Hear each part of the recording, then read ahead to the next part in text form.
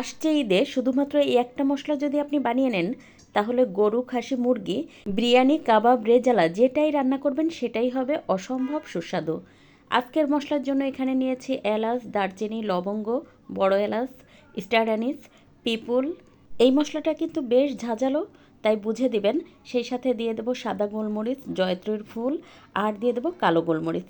সাথে দিয়ে দেবো পোস্তদানা, শাহি জিরা, আরও দিয়ে দেবো কাবাব চিনি। আর এই যে দেখতে পাচ্ছেন কাবাব চিনি কিন্তু একটু লেজ মতো থাকে, গোলমরিচের মতো কিন্তু না।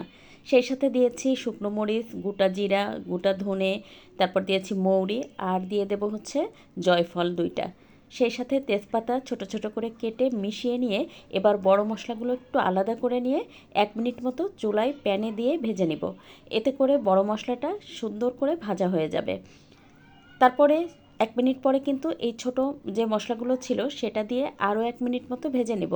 তারপর ওই চুলাটা বন্ধ করে দিয়ে একই পাত্রে নেড়েচেড়ে খুব ভালোভাবে ঠান্ডা করে নেব। এতে করে খুব ভালোভাবে মচমচা হয়। আপনি চাইলে কিন্তু এটা রোদে শুকিয়েও নিতে পারেন। এবার মশলাগুলো খুব ভালোভাবে ব্লেন্ড করে নেব।